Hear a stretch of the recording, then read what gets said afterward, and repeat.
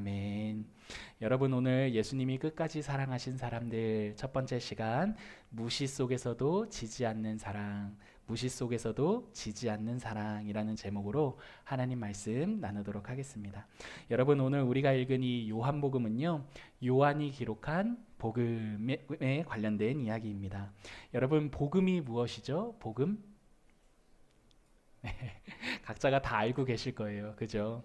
여러분, 복음이란 하나님께서 죄인을 위해 행하신 모든 일이 바로 복음입니다. 복음. 여러분, 요한은요, 요한복음을 통해서 하나님께서 죄인을 위해 자신의 아들을 보내셨다라고 말합니다. 아들이신 예수님은요, 완전한 하나님이심과 동시에 완전한 사람이시다라는 게 오늘 요한복음이 우리에게 말해주는 복음의 내용입니다. 여러분, 완전한 하나님이신 그분이 완전한 사람이 되어 이 땅에 오신 이유가 무엇입니까? 다 아시는데 대답 안 하시는 거죠? 여러분 늘 물어볼 때마다 제가 벌 세우는 것 같습니다. 여러분, 완전한 하나님이신 그분이 완전한 사람이 되신 이유, 죄인을 대신해 죽어주시기 위함입니다. 여러분, 하나님은 죽으실 수 있습니까? 없습니까? 없으시지요. 때문에 완전한 사람이 되어 죄인을 위해 죽어주시기 위함, 그분이 사람이 되신 이유입니다. 여러분, 요한은요, 이 내용을 딱 요약해서요, 13장 1절 보시면 이렇게 말하고 있습니다. 우리 요한복음 13장 1절 한번 가보실까요? 조금 중요한 내용이기 때문에 요한복음 13장 1절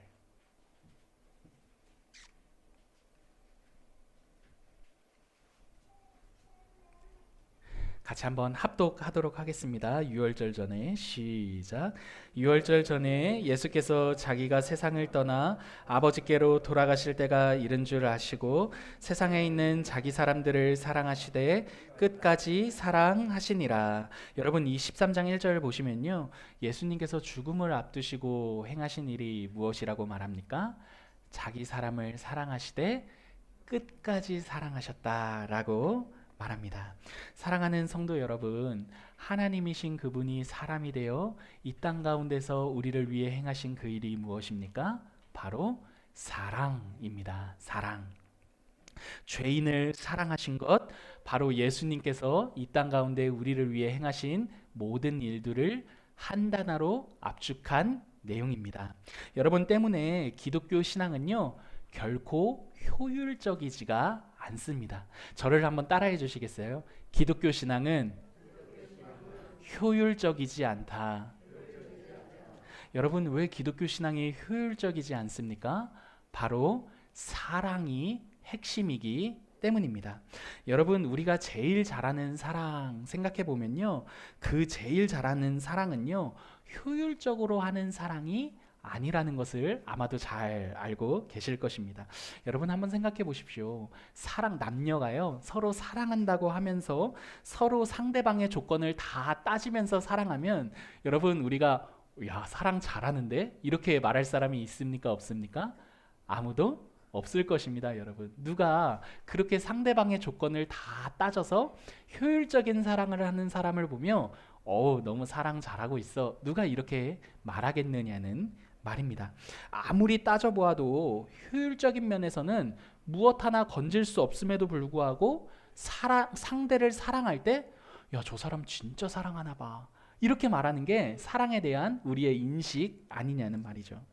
여러분, 예수님께서 자기 사람들을 사랑하신 건 역시도 계산이 서기 때문에 사랑한 사랑이 아니었습니다. 때문에 예수님께서 자기의 사람들을 사랑하시되 끝까지 사랑하셨다라는 이 요한복음 13장 1절의 이 말씀은요, 우리 모두에게 굉장히 든든한 내용이 됩니다. 여러분, 왜 든든합니까? 우리가 알거든요. 우리 스스로를 볼 때 우리 스스로에게는 그 사랑에 충분한 이유와 조건이 없다라는 것을 우리 모두가 알고 있기 때문입니다. 여러분, 예수님께서요, 우리를 사랑하신 것은요, 우리에게 어떤 조건과 이유가 충분하기 때문이 아닙니다. 하나님 사랑의 유일한 조건과 이유가 있다면요, 그것은 바로 예수님 자기 자신, 바로 하나님 자기 자신에게 있다라는 것을 알 수가 있습니다. 여러분, 오늘 우리가 읽은 본문에 등장하는 이 사람들도 마찬가지로요, 이렇게 예수님 자신이 근거가 되어 예수님께서 사랑하시되 끝까지 사랑하신 그러한 사랑을 받은 사람들입니다. 오늘 본문을 보시면요, 우리들에게 굉장히 익숙한 이름들이 등장해요. 누가 등장하죠? 딱 떠오르는 이름 무엇이 있죠? 네, 빌립도 있고 안드레도 있고 베드로도 있고 마지막에 나다나엘도 있습니다. 여러분, 이 사람들 모두가 예수님의 12 제자라는 것을 알고 계시죠? 오늘 본문에 직접적으로 등장하는 인물은요, 빌립과 나다나엘입니다. 여러분, 이렇게 인물과 동시에요, 오늘 본문 눈치 빠르신 분들은 눈치채셨는지 모르겠지만요, 인물의 이름과 동시에 오늘 본문에 굉장히 자주 등장하는 게 있어요. 그게 뭐냐면요, 바로 지역의 이름입니다. 여러분, 43절 눈으로 보십시오. 43절 보시면 갈릴리, 그죠? 44절도 보십시오. 보시면 벳세다. 그리고 45절도 보시면요, 나사렛이 등장합니다. 여러분, 오늘 우리의 형편에서 보면 그냥 이 지역들 보았을 때 그냥 그런가 보다 이렇게 지나갈 수 있는 지역인데요, 사실 오늘 이 본문에 등장하는 지역의 이름은요, 오늘 본문을 이해하는데 굉장히 중요한 키포인트가 됩니다. 여러분, 생각해 보십시오. 지역은요, 항상 그 지역마다 그 지역이 전달하는 이미지라는 게 있습니다. 그죠? 여러분, 이 지역부가 강남 아닙니까? 그러니까 강남하면 강북보다 세련된 이미지가 있는 게 강남의 이미지고, 서울 하면 지방 도시보다 더 화려하고 굉장히 사람들이 많이 모여 있는 도시라는 이미지를 주는 게 서울이라는 지역이 가지고 있는 이미지입니다. 뭐 해외 도시도 마찬가지 아니겠습니까? 뭐 뉴욕 이러고 뭐 파리 이러면 굉장히 화려하고 멋진 도시인데, 이런 이미지가 우리 안에 있지 않느냐는 말입니다. 이렇게 들으면은, 그 도시의 이름을 들으면 우리 모두가 떠올리는 이미지라는 게 존재합니다. 여러분, 이와 마찬가지로요, 오늘 본문 속에 등장하는 이 지역 역시도요, 그러한 이미지를 가지고 있습니다. 오늘 본문에 등장하는 지역과 동네 이름들 역시도 마찬가지인 거죠. 먼저 갈릴리 생각해 볼까요? 여러분, 갈릴리는요, 예수님 그 신약 시대에 큰 넓은 지역을 의미합니다. 한 동네가 아니라 넓은 지역, 뭐 도 개념 정도가 되겠죠. 그런 지역을 의미하는 게 갈릴리입니다. 근데 여러분, 이 갈릴리는요, 예루살렘과 베들레헴이 속해 있는 유대라는 지역에 비하면 굉장히 촌구석인 동네로 취급받는 게 바로 갈릴리라는 지역이었습니다. 유대인들에게 있어서 지역의 가치는요, 야, 그 지역 괜찮은데? 라는 이 가치는요, 메시아, 구약에 약속된 메시아, 구원자와 연관이 있으면 있을수록 대접을 받는 내용이었기 때문에, 유대는 예루살렘과 베들레헴, 메시아와 연결되어 있는 도시가 속해 있었기 때문에 유대는 굉장히 인정을 받았고, 상대적으로 갈릴리는 메시아와 연결이 되어 있는 동네가 아니었거든요. 때문에 갈릴리는 멸시천대까지는 아니겠지만 무시받는 동네가 바로 갈릴리라는 지역이 가지고 있는 이미지였습니다. 벳세다 역시도 마찬가지입니다. 여러분, 벳세다는요, 직역하면 어부들의 집입니다. 어부들의 집. 그러니까 여러분, 당시에 어부들은요, 그렇게 막 우대받는 직종은 아니었거든요. 그러니까 그런 직종이 어부인데, 어부들의 집이니 여러분 오죽했겠습니까? 또 지리적으로도요, 여러분, 벳세다는 갈릴리와 방불합니다. 갈릴리에 붙어 있거든요. 그러니까 여러분, 벳세다라는 이 지역 이미지 어떻겠습니까? 그렇게 막 좋은 이미지가 아니었던 게 바로 벳세다였습니다. 여러분, 그런데 이 중에서도 가장 떨어지는 동네가 바로 나사렛입니다. 나사렛. 여러분, 갈릴리에서도 누구도 알아주지 않는 도시, 동네가 바로 나사렛입니다. 메시아와 연결점을 찾을래야 찾을 수 없는 동네가 바로 나사렛이었던 거죠. 나사렛은요, 여러분, 모두가 무시하는 동네였습니다. 아무도 알아주지 않는 동네였습니다. 이 동네 나사렛 출신들은요, 어디 가서 얼굴을 들 수 없는 게 바로 당시에 나사렛이 가져다주는 이미지였던 거죠. 때문에 여러분, 저는 나사렛 출신입니다 라고 말하는 것은요, 굉장히 부끄러운 일이고 어떤 면에서 자랑할 것 하나 없는 내용이었습니다. 여러분, 근데 이 나사렛이라는 이 장면이 사실 우리가 사는 시대에도 마찬가지인 것만 같습니다. 여러분 한번 생각해 보세요. 직접적으로 이 나사렛을 오늘날 우리의 형편과 연결 짓는다면 나의 고향이라든지 나의 출신 배경 같은 것을 연결 지을 수 있을 것 같습니다. 여러분 모르겠어요. 여러분들은 그 고향 출신이 어디이신지 모르겠습니다. 근데 여러분, 우리가 고향과 출신을 이야기할 때 마치 나사렛 같이 별 볼일 없는 고향과 동네 출신이라면 우리도 뭔가 나사렛을 부끄러워하는 그 당시의 사람들처럼 우리 역시도 뭔가 부끄럽거나 자랑할 만한 동네가 아니라는 것을 우리도 어느 정도 느껴볼 수 있을 것 같습니다. 뭐 이럴 수 있는 거죠. 서울 출신이신 분들은 저는 서울 출신입니다, 뭐 이렇게 고향에 대해서 당당하게 뭐 서울 토박입니다, 뭐 이렇게 말한다면, 뭐 이름 들어본 적 없는 그 시골에서 나신 나사렛과 같은 동네에서 나신 분들은 저는 뭐 들어도 몰라요, 뭐 이렇게 말하지 않겠냐는 말입니다. 근데 여러분, 이를 조금만 더 넓게 우리의 삶 전반에 적용해 본다면요, 우리가 자랑할 수 없는 우리의 조건, 모든 것들이 다 우리의 나사렛이라는 것을 생각해 볼 수 있습니다. 여러분 한번 생각해 보십시오. 우리가 누군가에게 떳떳하게 자랑할 수 없는 우리 안의 나사렛이 우리 모두에게 하나쯤은 있지 않느냐는 말입니다. 여러분 모르겠습니다. 누군가에게는 어떤 직업이 나의 나사렛일 수도 있을 것 같아요. 저는 뭐 그렇게 좋은 직업은 아닙니다. 뭐 또는 저의 학벌과 학력은 저에게 나사렛입니다. 뭐 저는 그렇게 자랑할 만한 학벌을 가지고 있지 않습니다. 뭐 또는 집안 배경도 나사렛과 연결 지을 수 있을 것 같습니다. 저는 그렇게 유복하거나 화목한 가정에서 자라지 못했습니다. 뭐 일찍이 부모님을 여의었고 뭐 이런 내용들 있지 않습니까? 우리의 경제적인 형편 역시도 나사렛이 될 수 있을 것 같습니다. 여러분, 이렇게 누군가에게 말하기 부끄러운 나의 그 조건, 여러분 우리에게도 나사렛이 있다라는 것을 본문을 통해 우리가 한 번쯤 생각해 볼 수 있습니다. 여러분 때문에 이러한 지역에 대한 이해가 바로 딱 들어온다면 45절에서 빌립이 말하고 있는 이 내용이 굉장히 넌센스하다라는 것을 알 수가 있어요. 여러분 45절 한번 같이 읽어 보실까요? 45절입니다. 빌립이 1장 45절 시작. 빌립이 나다나엘을 찾아 이르되 모세가 율법에 기록하였고 여러 선지자가 기록한 그 일을 우리가 만났으니 요셉의 아들 나사렛 예수니라. 여러분 오늘 본문에서 예수님께서 빌립을 만나셨어요. 빌립이 예수님을 만난 거죠.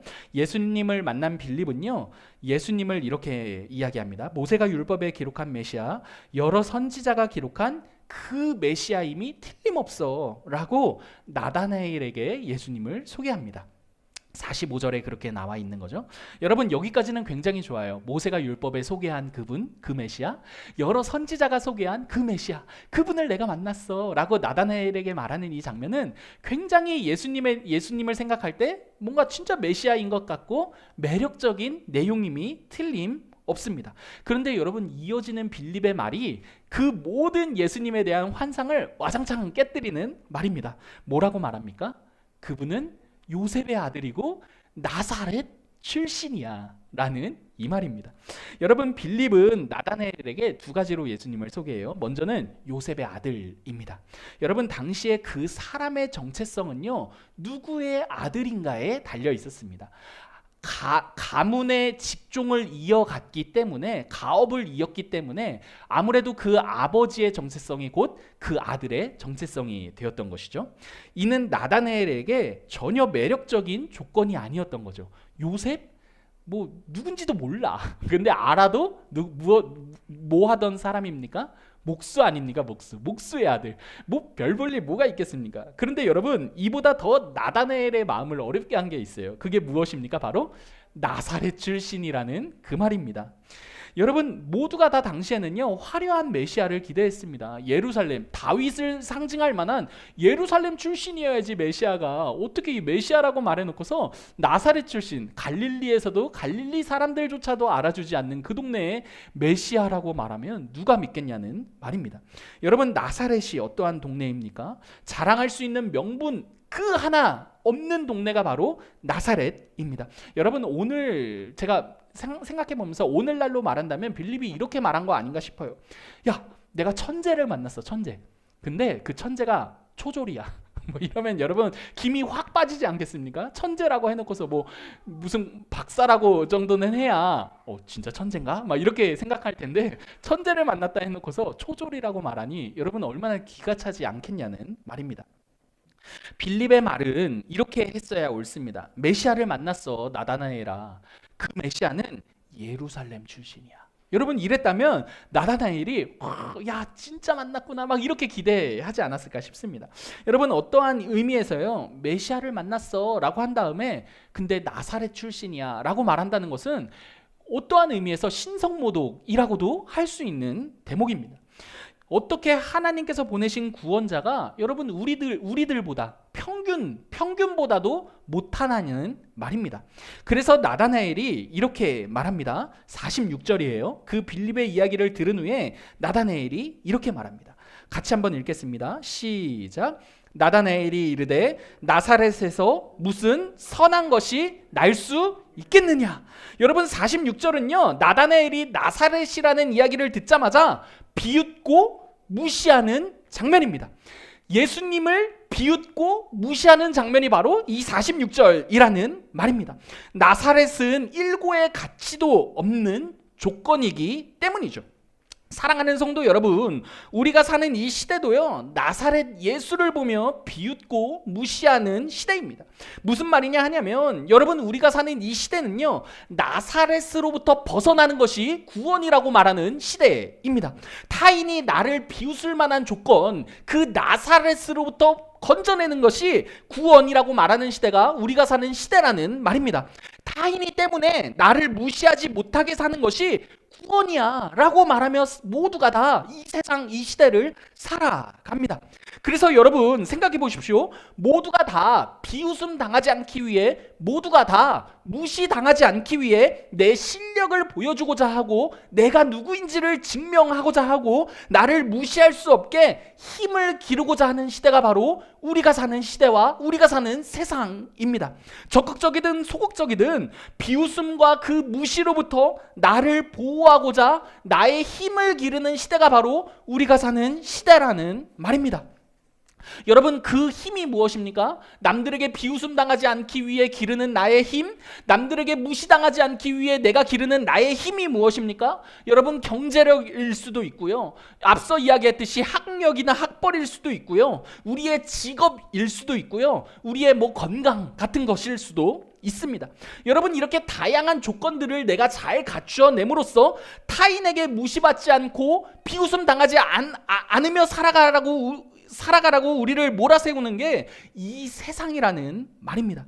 그래서 여러분 우리가 믿는 예수님도요 이렇게 힘이 있기를 원하는 게 예수님을 믿으면서도 우리가 바라는 우리의 마음속 깊은 곳에 있는 우리의 욕망이죠.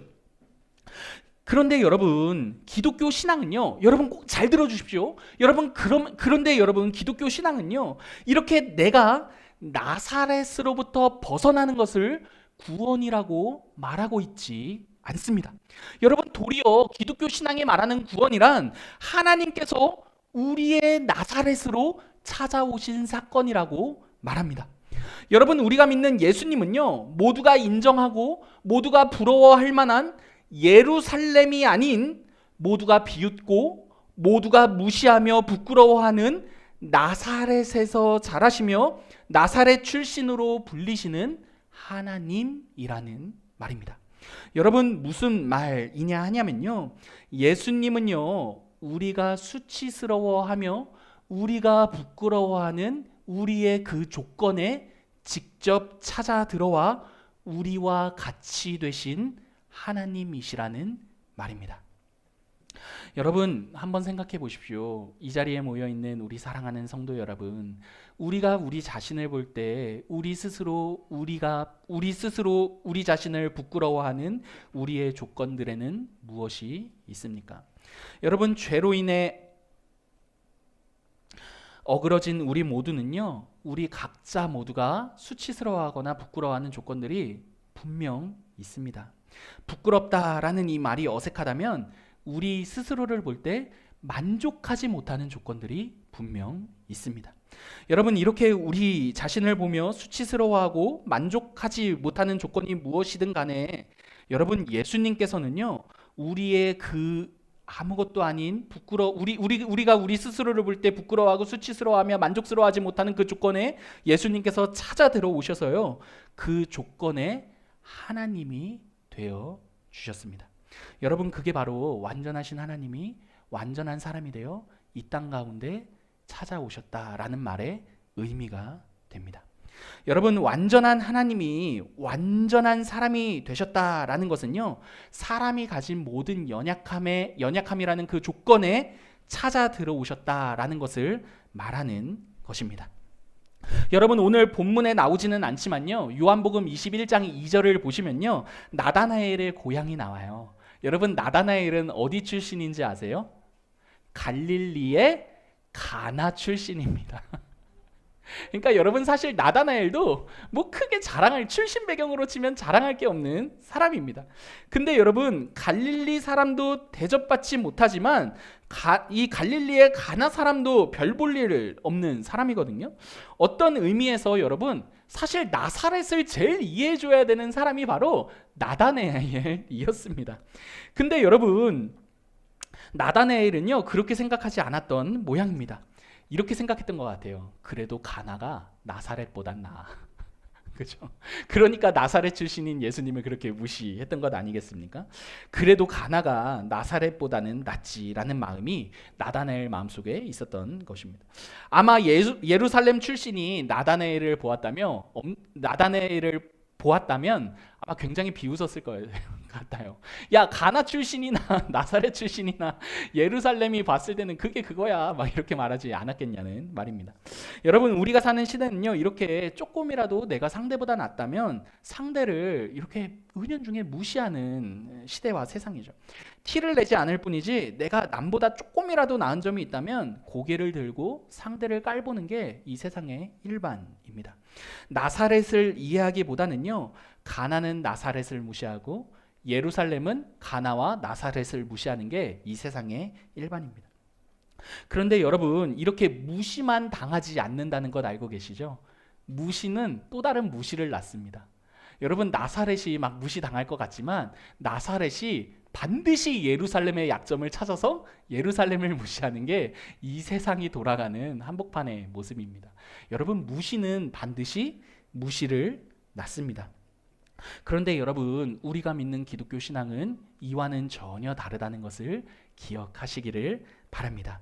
여러분, 오늘 본문에서 나다나엘이 예수님을 무시했죠. 가나 출신인 나다나엘이 그래도 가나가 나사렛보다 나라며 나사렛을 무시했습니다. 그런데 여러분, 이 무시를 당하신 예수님께서요, 나다나엘을 어떻게 대우하시는지 한번 보십시오. 47절입니다. 47절 한번 같이 읽어보겠습니다. 시작. 예수께서 나다나엘이 자기에게 오는 것을 보시고 그를 가리켜 이르시되, 보라, 이는 참으로 이스라엘 사람이라 그 속에 간사한 것이 없도다. 여러분, 예수님께서는 분명 나다나엘이 자기를 비웃고 무시했다라는 사실을 알고 계셨을 것입니다.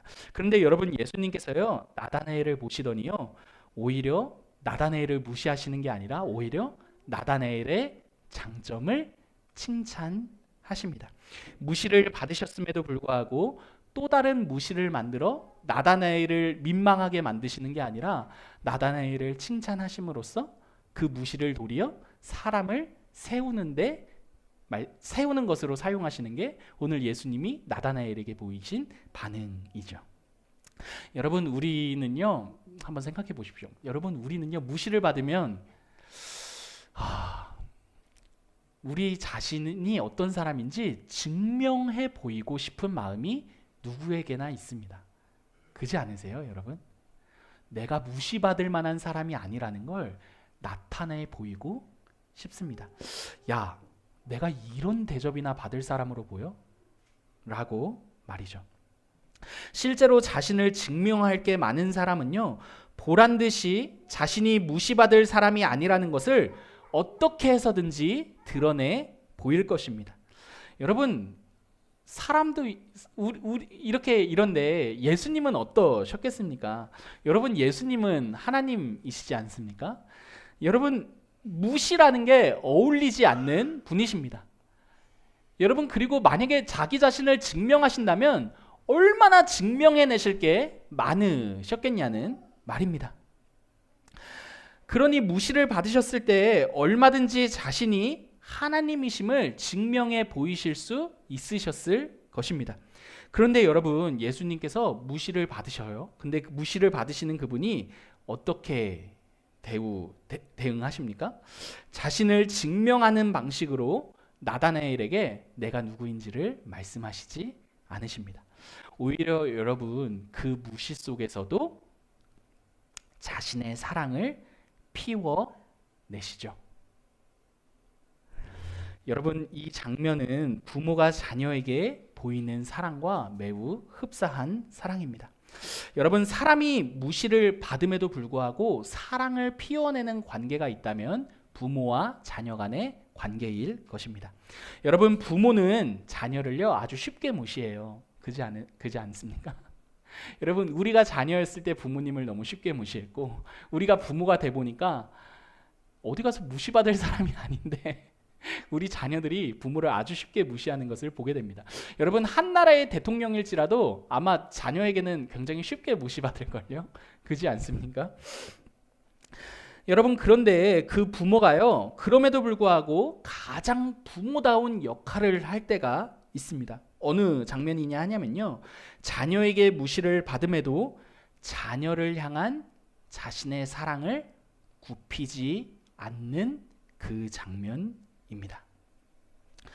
여러분, 때문에 우리가 믿는 하나님이 가장 하나님으로 드러나시는 장면은요, 그분의 자녀로부터 무시를 받으시되 기꺼이 무시를 받으시는 장면에서입니다.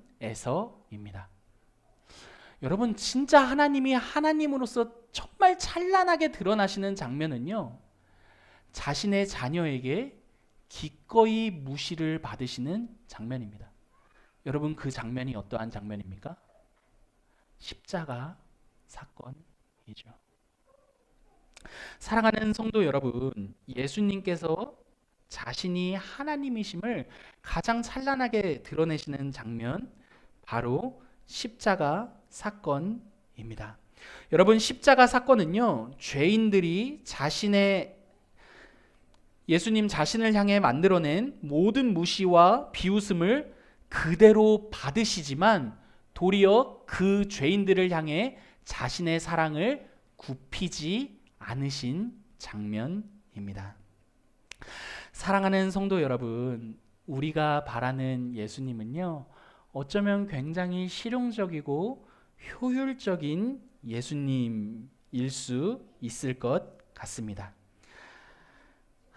하지만 여러분, 예수님은요, 우리를 향해 그렇게 자신이 얼마나 실용적이거나 얼마나 효율적인 존재인지를 가지고 자기를 증명하시는 하나님이 아니십니다.